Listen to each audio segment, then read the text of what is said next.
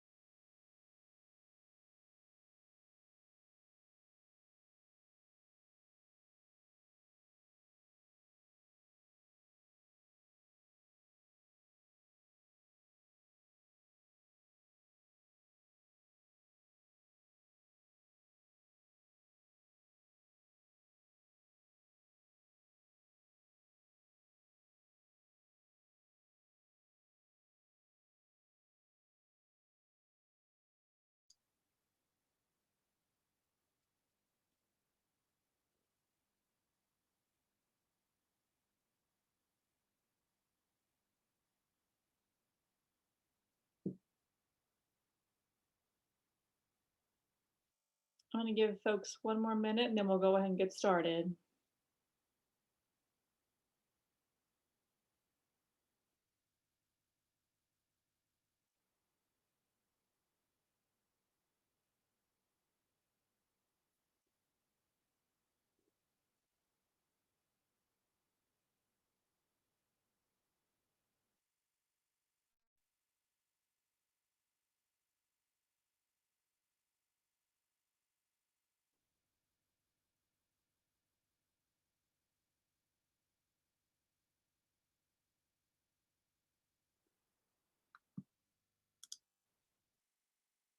Okay, we can go ahead and get this started. So thank you all for joining us today. I'm very excited to have our first family workshop series provided by our outreach department at LSD.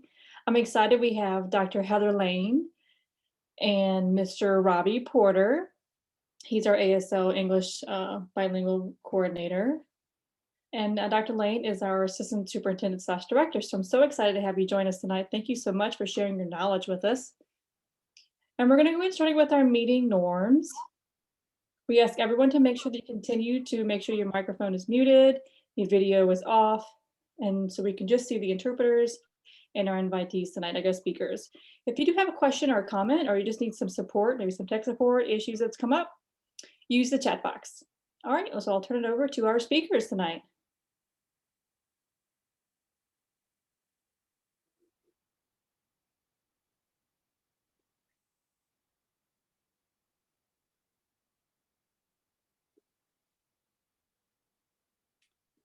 Today's title is Bilingualism.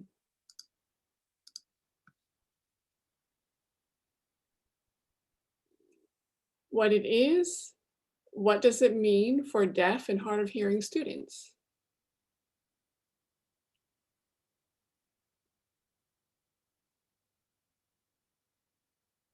And Natalie already introduced us. We can proceed to the next slide. So bilingualism, the dictionary's definition is fluency and use of two languages, in both languages. So, you know, I am considered bilingual because I am fluent and expert in reading and writing English and in using American Sign Language. So both languages and how one applies to the other. So I am proud to be considered bilingual.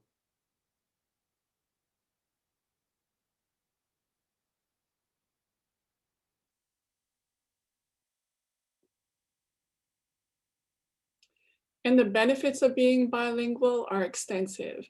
If you're bilingual, you know that bi means two, but you can have more than two languages.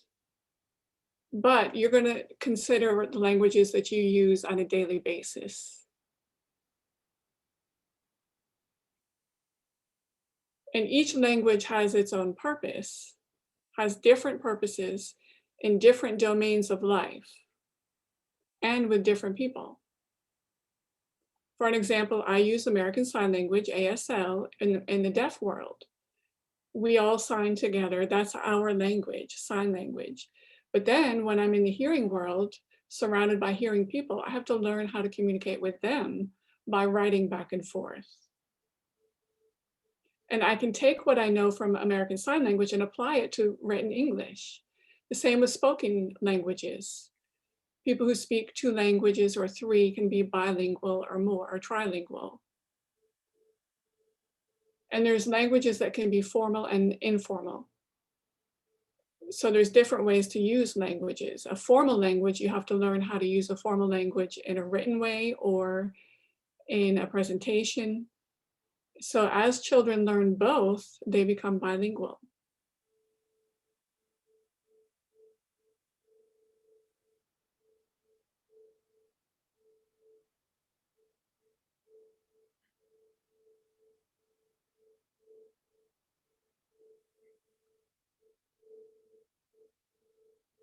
So, like Robbie just explained, when we have our bilingualism, it's proportional to hearing people who can learn two different languages through speaking and listening.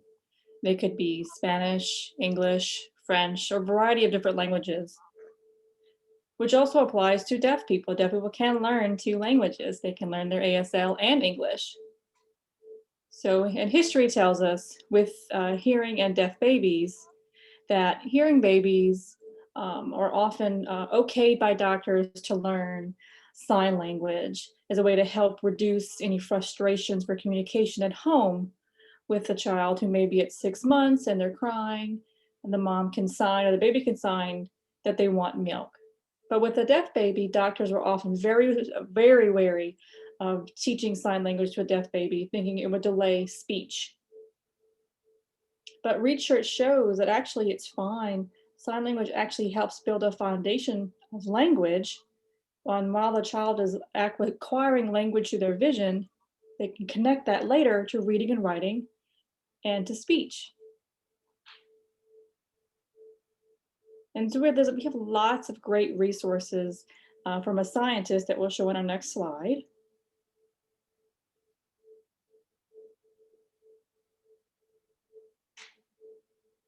From Dr. Laura Ann Petito. She is a scientist at Gallaudet University, and she has been studying bilingualism and in children and babies and how they acquire one language, how they can acquire two languages, in hearing children. And then she applied it to deaf babies and how whether their parents spoke or used sign language and the benefits of using sign language at an early age to develop language. And then how that help guides them within their academics because of the language. So we have a short clip of a video. I think we can go ahead and watch that, or maybe hold it to later and we can post it on the website. And so you can take a look at it and maybe learn how, as a scientist, she's really identified with her research valuable evidence in the study of the brain and the fascinating effects of the brain and how we process language by visual means and sign language, by speech as well. We'll go ahead and to the next slide, I think.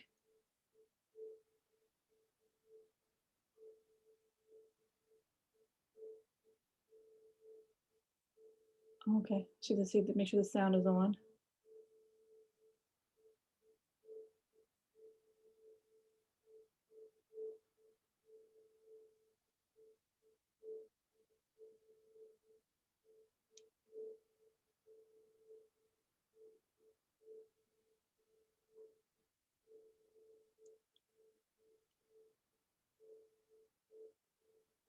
Yeah, there's no speech. We'll just, it's just music.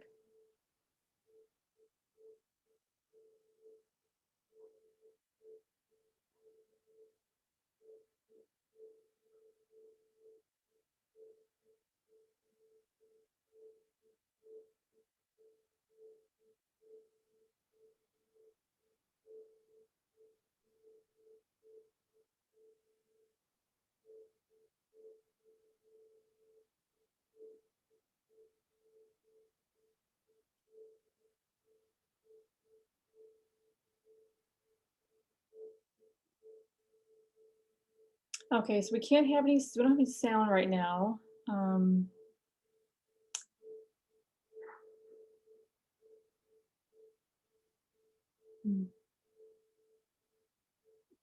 there is captions, we can read it.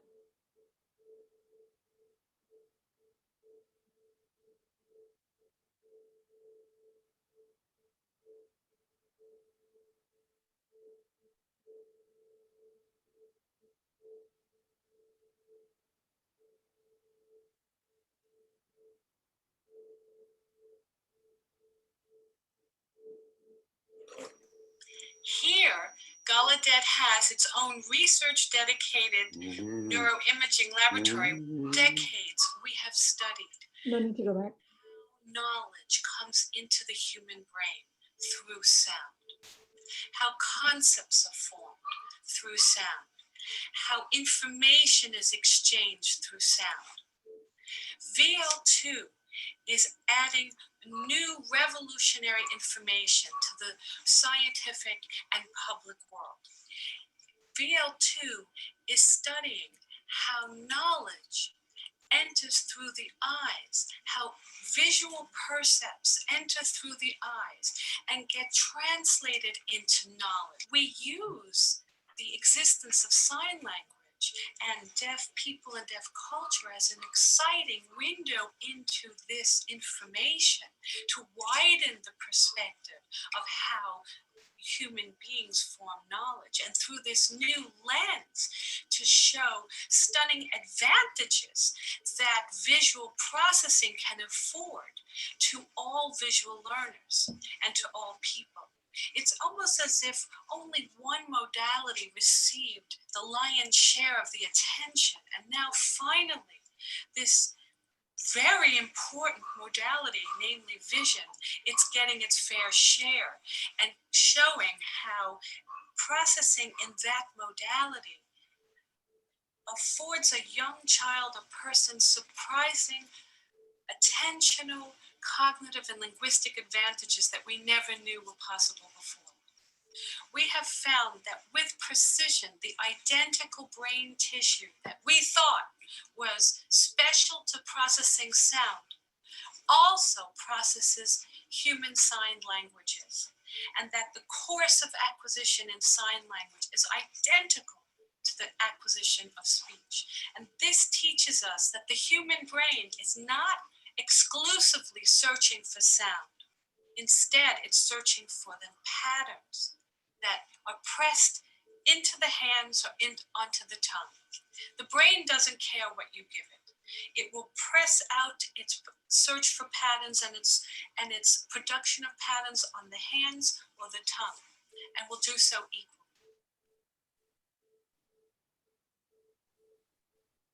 FNIRS uses light to measure where neural activities happen in the brain.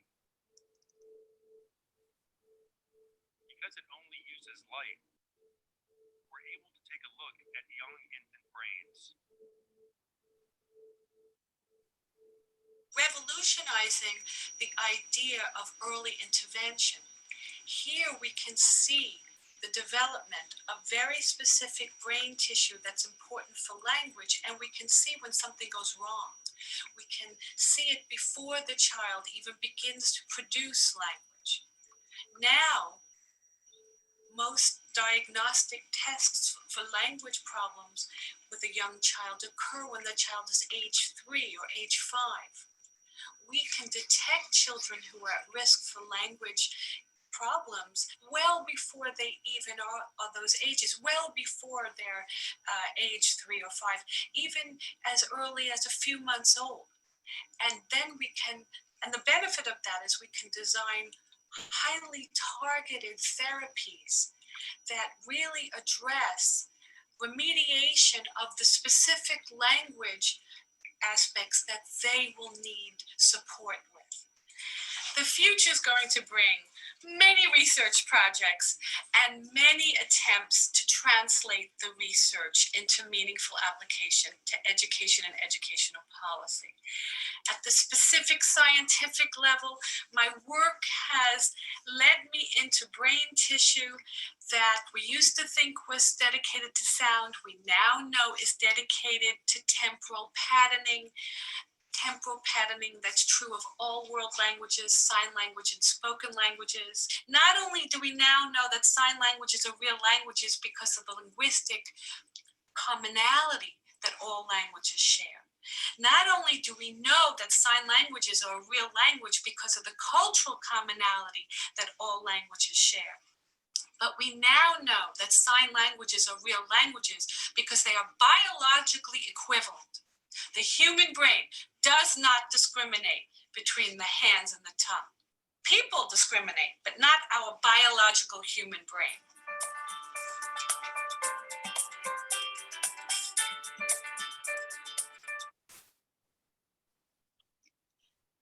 So the brain is such an interesting thing to know how much we can actually acquire language.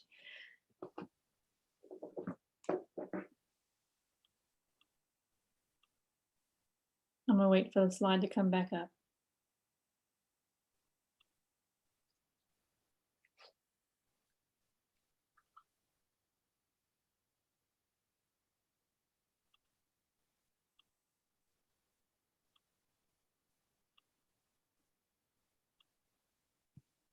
I think you need to hit exit.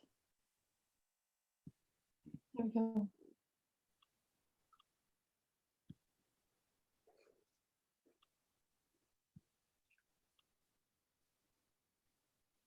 There we go.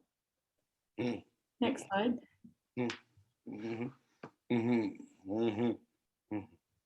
Yes, next slide, please.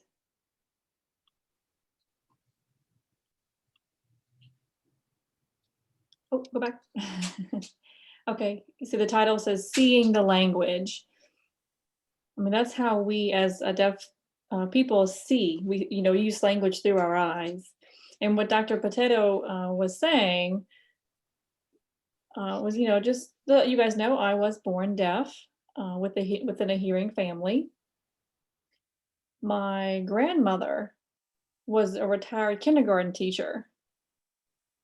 And I would say about 14 months old, my grandmother took a look at me and said, I think she's deaf. So, my grandmother told my mother, and she said, no, the doctor said it was an ear infection and such and so on. And finally, they did discover that I was deaf. And my grandmother, the first thing that she did when she just found that out was ran out and bought a sign language book. She studied it herself, she practiced, and every time my grandmother babysat me, she would take that chance to sign to me. Now, my mom rather me go the oral route to speak, because that's what the audiologist had told her to do. And so my grandmother obviously disagreed with that, but she did say it is my mother's decision.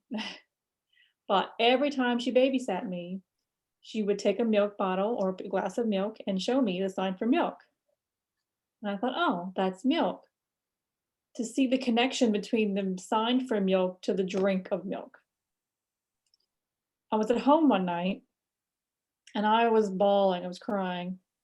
And my mom didn't know what to do with me. I was just crying and crying. And so she decided to call my grandmother. She's like, Mom, what do I do? My daughter's crying. What do I do? My grandmother said, look at her hands. What is she doing? My mom looked at me and she's like, her hands are kind of like pumping back and forth. And so my grandmother says, oh, that's a sign for milk. Go get some milk. She thought, no, but she did anyway. She went and grabbed some milk, brought it back to me, and I stopped crying and I was happy that I had my milk to drink. My mom thought, oh, well, grandma was right. Sign language was so essential for me as a visual child. And once that happened, I picked up sign language between a word and a picture and made all of those connections. Even with reading, those connections were made. Once I saw the sign and a picture and how to spell M-I-L-K, I eventually learned how to speak too, through speech therapy, But it was important to have that language foundation behind that. And I understand that all and deaf, hard of hearing kids have a range of hearing capabilities and how we're able to identify their ability to receive language through their eyes or through an auditory lane. But to build the language foundation, to be able to have both ASL and English.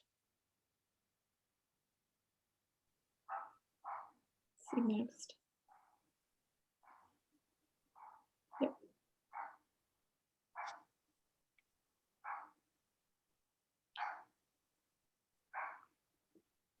Can we put the spotlight on Robby? Oh, yep. 1 second.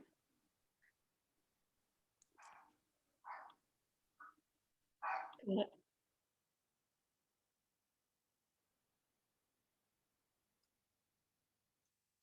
Deaf and hard of hearing people are bicultural, meaning that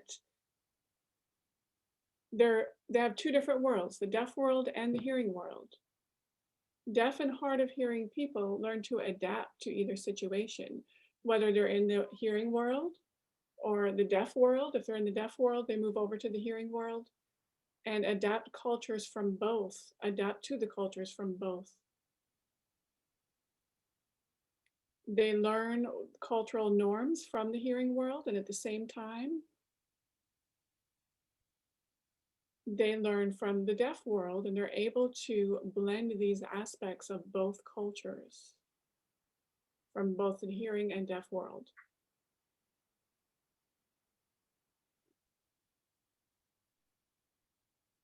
For example, in deaf culture, if you want to get somebody's attention, a tap on the shoulder is appropriate.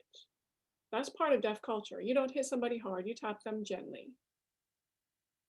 Or perhaps if you're sitting at a table and talking at the table, signing or talking, typically there's like flowers in the middle or something.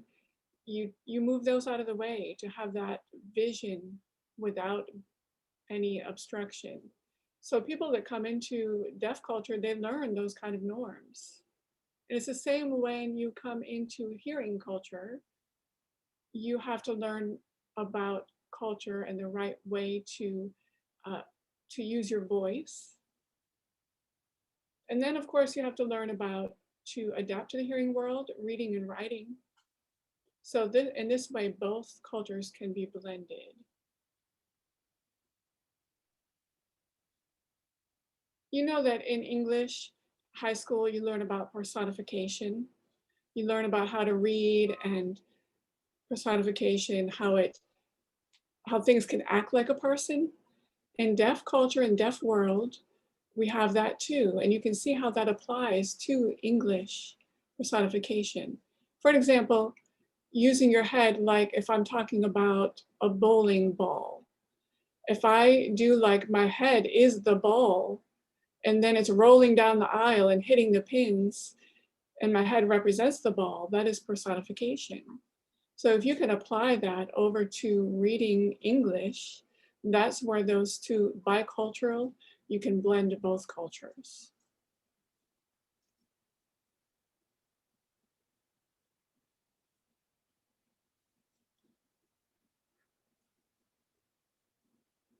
Now I want to explain about the different benefits of using bilingualism within school and home for deaf and hard of hearing children. Like Robby said, it's important to have access to ASL and English early on as much as possible with signing, finger spelling, and having a visual environment like printed words all over, like, everywhere you could have a printed word taped up, street names, words, stores. We see that everywhere we go. We make those connections when we're out. You also want to do that with signing and finger spelling. I mean, where our young deaf kids are seeing this and making those connections, they need a guide, someone to say, hey, this is that store, this is what this does. For example, Walmart. You see the sign, Walmart, we sign it all the time. This is how we sign it. This is Walmart. And so that they can make that connection everywhere you go. You see language. Even if they can't hear it, their eyes are doing everything for them. So it's important that we give that early access to them with language.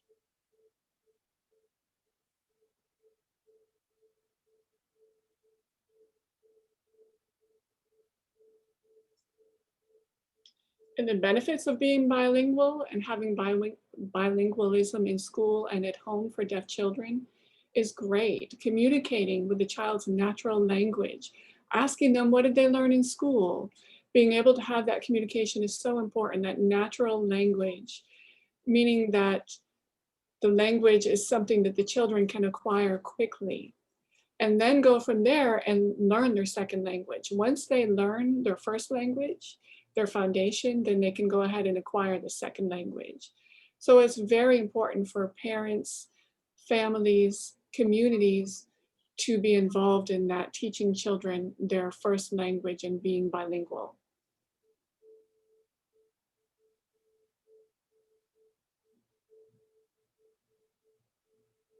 With ASL and English, it will help a child develop and build those real intense critical thinking skills. And so where they can analyze problems, problem solve from a young age. You know, I've worked in deaf education for many years and I've taught young kids from kindergarten, first grade. And when a problem comes up, we think, okay, so I'm not going to solve the problem for you. I want you to try to figure it out.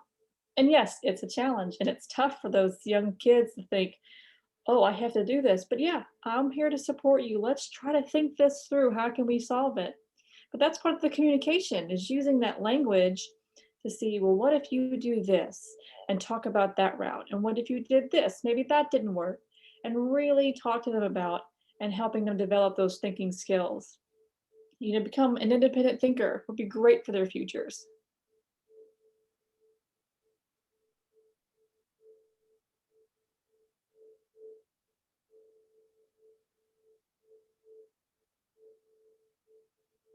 Other benefits of bilingualism is that if you build a really solid first language, for an example, if it's ASL, then it would be so easy to apply what's learned to a second language and be able to have connections between the two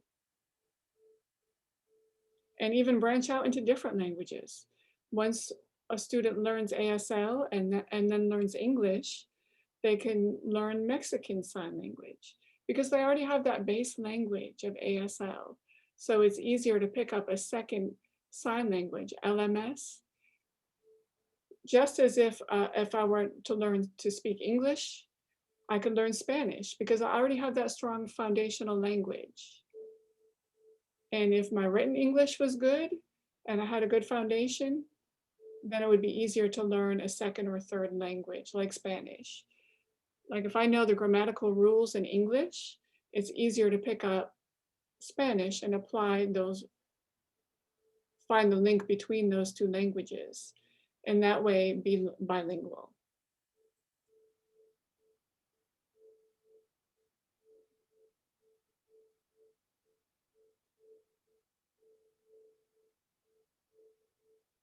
And like what Robby just explained, lots of people that I've met who sign and are deaf have 3, 4, 5, or more languages in their belts through signing, reading and writing, sometimes speaking. I mean, it's fascinating for me to learn. I'm like, teach me, you know, some of the sign language that you've learned in other languages. It's really great. But another benefit of bilingualism is to acculturate into two worlds. Yes, we have the deaf world, and yes, we have the hearing world. So, of course, we see the hearing world as the majority culture, and we as deaf are the minority culture. But we want to teach our students that deaf and hard of hearing, whatever they may be, and if they have hearing family, we want to learn how we can acculturate and be together in the same world. You know, if even if someone can speak, you can write and text to each other. You know, that way you can build stronger foundations for themselves in their hearing world. Because more and more deaf people nowadays do go out to the hearing world for job opportunities. I mean, obviously with technology, things have gotten very creative lately. We have Sorensen, which has a new Wavelo app where I can sign to my mom and see what the interpreter is saying, and we're all on the same screen. It's just an amazing example of technology that we have nowadays. And so we want to encourage our students to have that positive feeling like, yes, I am proud to be deaf or hard of hearing, however they label, and give them tools to be successful in both of those worlds.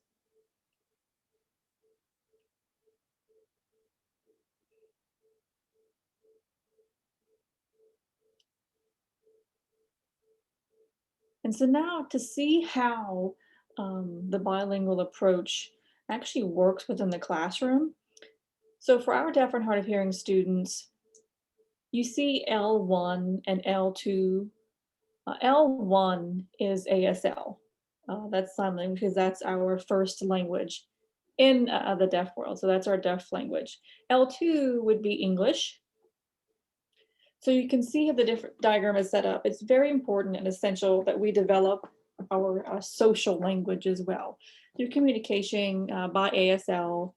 And so it doesn't have to be perfect ASL, but as long as they're making connections and connecting all the dots between words and visuals and finger spelling, and then they become ready for school to learn. And so while that social English can be writing, even if it's not perfect grammar, like for example, we're texting LOL or things like that. It's not exact English, but it's still social English. And so when the students also develop that social ASL, and that leads to academic ASL, so they learn how to sign presentation style appropriately, like I am doing now while I give a workshop. I'm signing clean and nice, not leaning back and using slang, so to speak. So we want to teach that to our students. And then that social English that wherever they're texting and using incorrectly can learn, then become like academic English, what they're writing and reading and writing for school, research papers, scientific papers. So that social, I mean, the ASL and English um, foundations will build and lead to further acclimations with college and so on and the rest of their lives because those foundations are built and ready to go in their brains. Hold on one moment.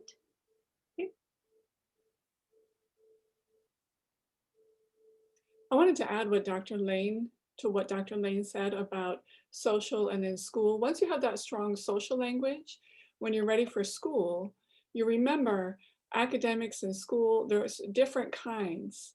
For example, when you're presenting, if you're presenting a workshop, that's different than you would explain how to make something. It's more formal. So there's a variation. So it is important for deaf and hard of hearing children to learn both academic and social skills and the way that they communicate in the proper way, written form, proper English as well. Okay.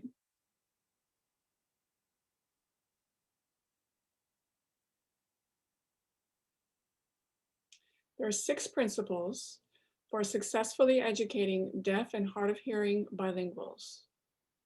It's important that parents and the community model both languages. You can't ignore one language or disregard one language because one applies to the other. For an example, if I were to sit down with my son and open up a book to read a book, I would always sign and the kids looking back and forth from ASL to English and making that link. Or you can speak it. You can say what the book says, signing or reading out loud. And it's okay to do both. Now, both languages are important and they're both equal.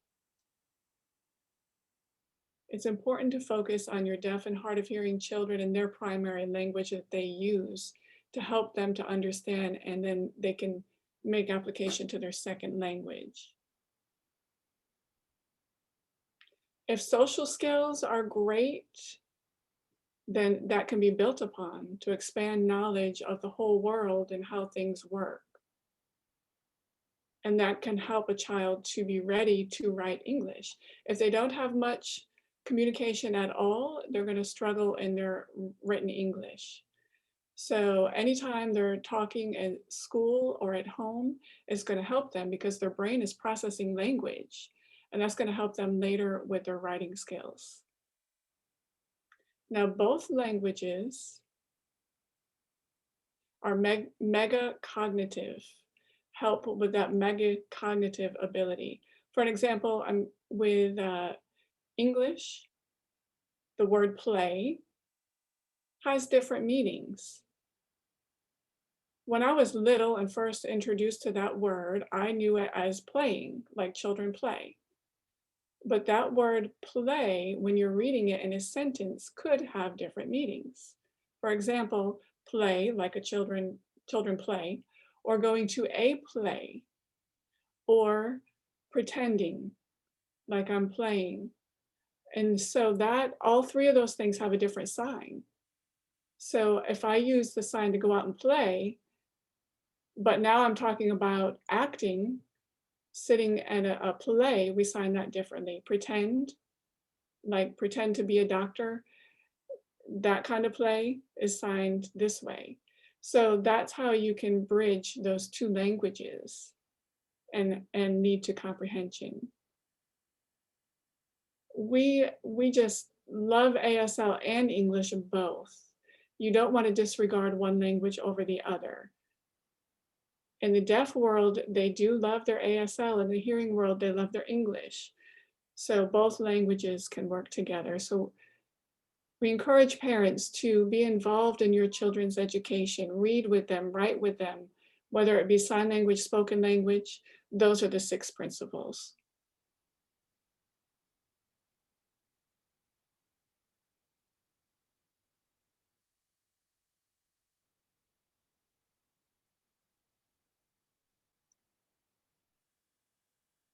So, direct instruction in our deaf and hard of hearing classrooms. When parents come in and visit the classroom in a deaf and hard of hearing setting, like how is the teacher teaching my deaf child? How does this work? Are they talking to them? Often within the classroom, when we have direct instruction, it's in ASL the entire time. It depending on what subject it is, math, science, social studies, English, PE. But we want to think about how it is in proportion to the hearing classroom. You know, kids are hearing all day long English being spoken. They're hearing it all day, and then they start writing in English. For our children, we want to make sure that we provide them as much knowledge of the subject, and we're supposed to use their language ASL, so they're gathering all that information visually. And then when it comes to writing, they write in English.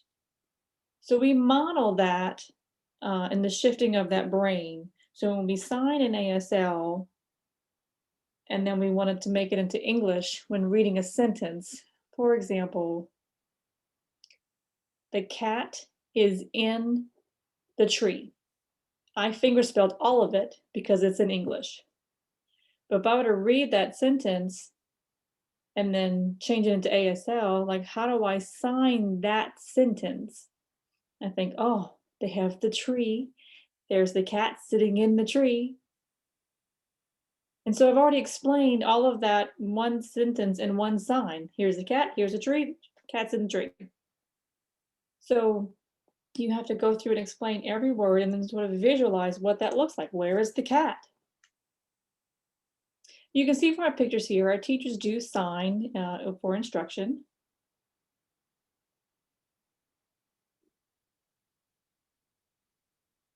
Ooh, hold on, Robby, I'm gonna switch you.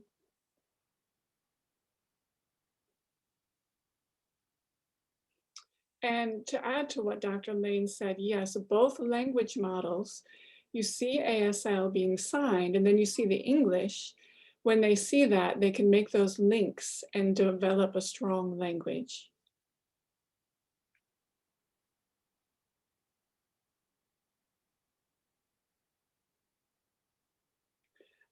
Bimodal means using different modes and shifting between them. Children who are deaf and hard of hearing have to learn how to do that.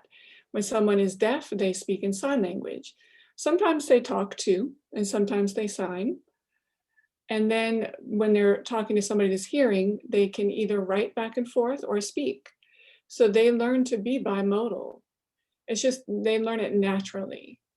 They shift back and forth and have a strong foundation in both languages. And I want to add to that.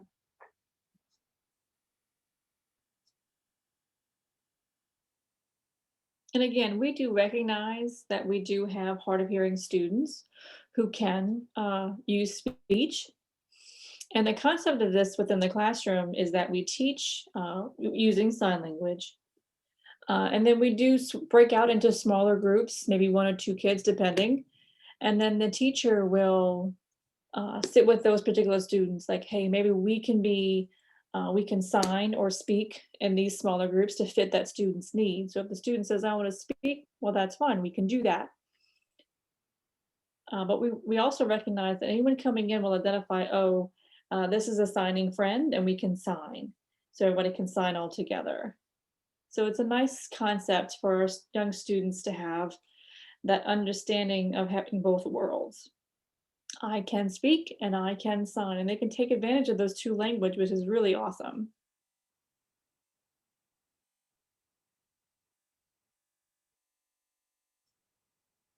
Okay, and I'm sure you guys have already heard about hashtag Why I Sign. This was a big movement that came out on social media, Facebook, Instagram, YouTube, and it started to focus on how families are supporting each other, but why they signing for their family members, their friends, students, and then all of a sudden it just sort of went viral, and so people really, if you want to click on that video, we can watch.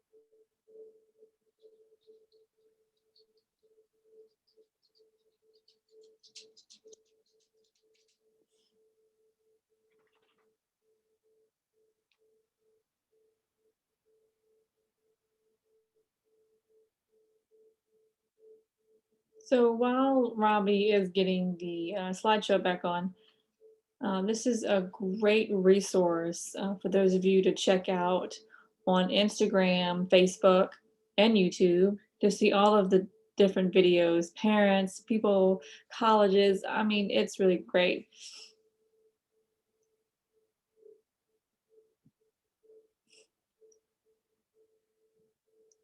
Okay, turning it over.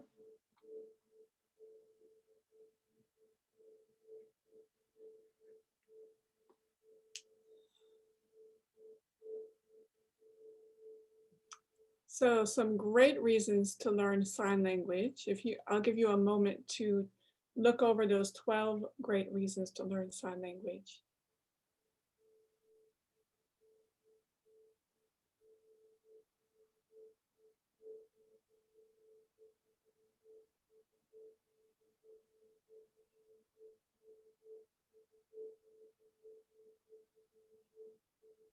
One thing that I love about sign language, if you're underwater, hearing people can't talk to each other underwater, especially if they have something in their mouth so they can breathe, you can still sign to each other. And when you're eating, it's not considered proper to talk with your mouth full. But if you're deaf, you can keep your mouth shut, still be chewing, and have a conversation. So why don't you go ahead and learn sign language? Then you can have a conversation with your hearing partner while you're eating. So those are great reasons to learn.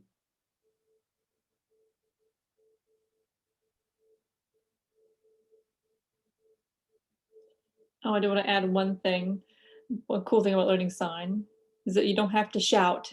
If someone is across the room, you can just get their attention and sign to them and they'll understand it perfectly. You don't have to shout at anyone.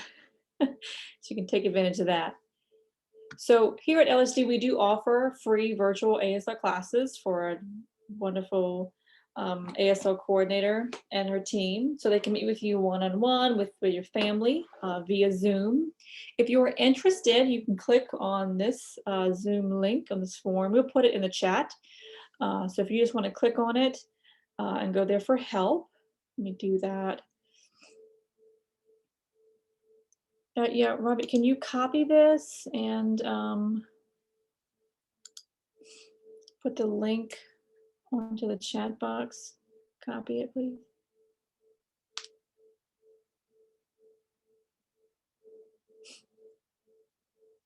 Copy that link.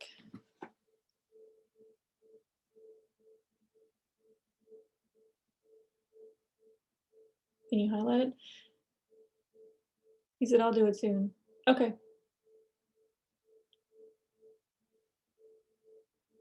Oh, do we have any questions? Right, so this is our wrap up. I was going to ask Dr. Delgado if she wanted to add anything, or if there's any questions or comments you wanted to make, you want to put that in the chat right now. We are here to support you with whatever you want to know or need.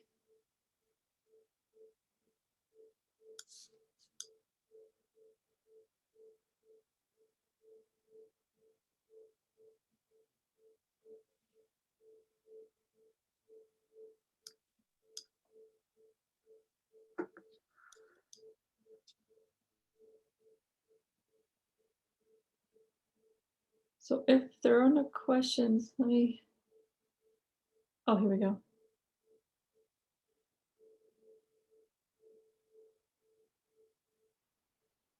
So I do see a question.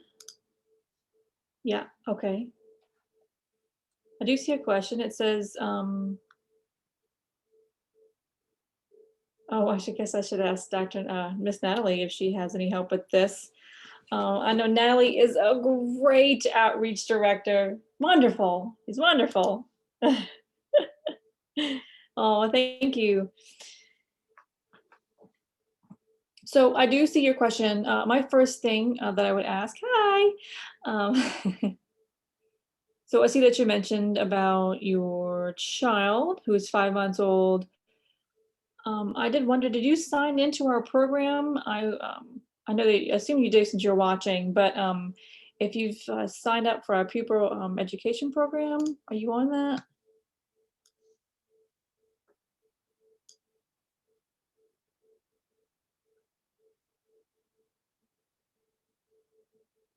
So if you sign up for that, you should be connected with your pupil appraisal teacher. And there's different things you can do with them, different organizations they can link you up with.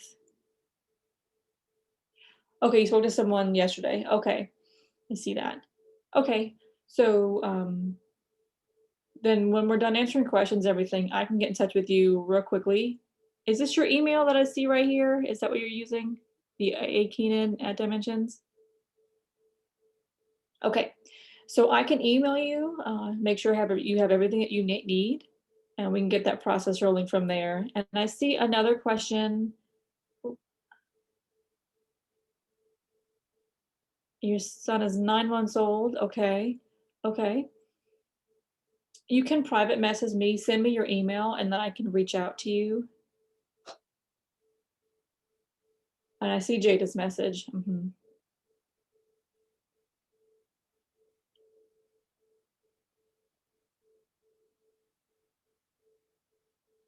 I think Stacy had a question too.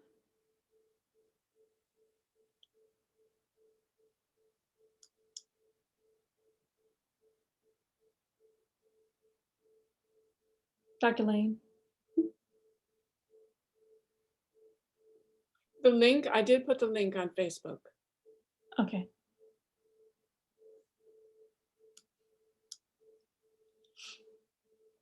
Yes, and of course, I will go ahead and put that ASL link on Facebook as well, yes.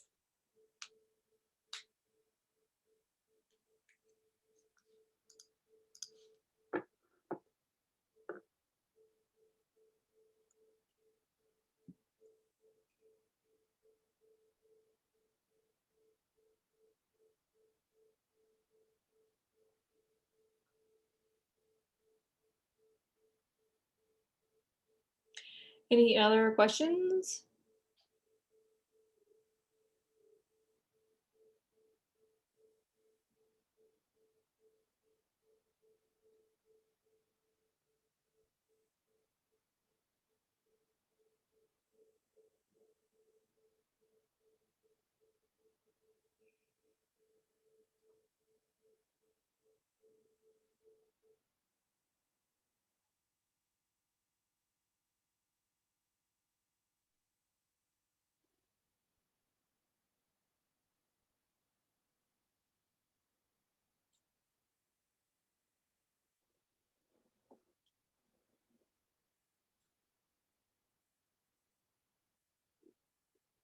So I see that someone said they were wanting to take more classes, but I feel like they'll forget if they don't use it much.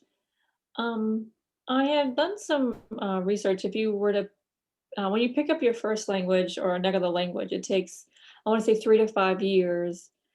Um, excuse me, your first language is 3 to 5 years, and then your second language takes about 5 to 7, which is a little longer for your brain to acquire. But it's never too late to learn something as long as you practice it a little every day at home. Maybe while you're driving, you could do finger spelling, a couple of signs to yourself, just sort of like, self talk. It's fine. Even in music, you can sign music while you're in the car, however you want to do it, just to make yourself feel comfortable with it. And then I think your child will really enjoy that as well, seeing you do that. If you're out at the store with your child and they're in the buggy, they're like, oh, hey. And you sign, oh, I'm going to get a banana. You sign, I'm going to get some water, and just sign it while you're picking out your groceries. And they're just watching you do this while you're grocery shopping instead of just throwing things in the cart without mentioning any language. But yeah, say, oh, it's a banana. Yeah. And so they're acquiring that language. Oh, hold on, and I did want to add, we do have a set time for this link. So if you can be flexible with your schedule on what time fits your schedule for that ASL one-on-one, for virtual, you can choose that.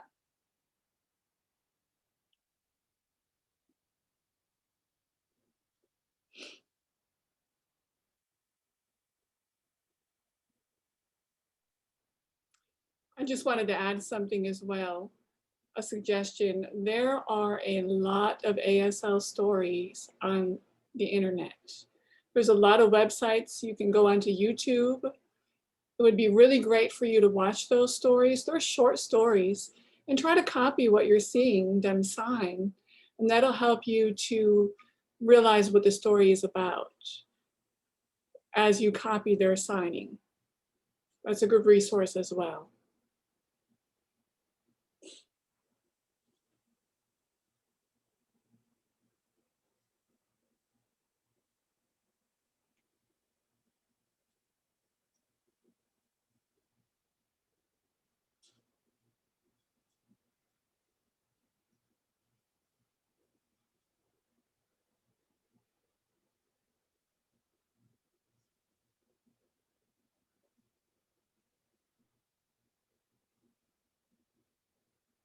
Okay, so I just shared our favorite ASL resources file. Oh, sorry.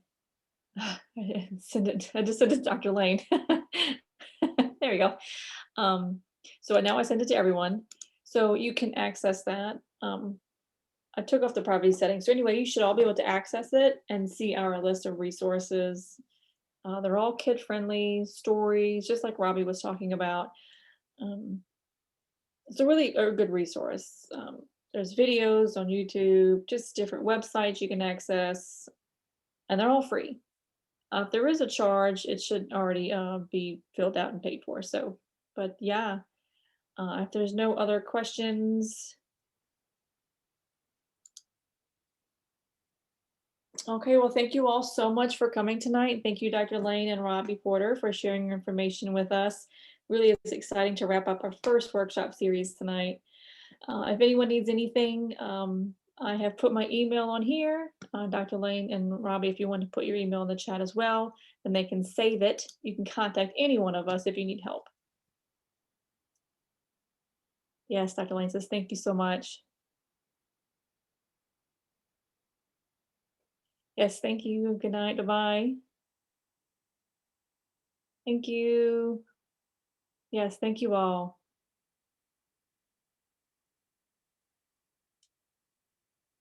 Bye. Yes, thank you, interpreter. You're welcome.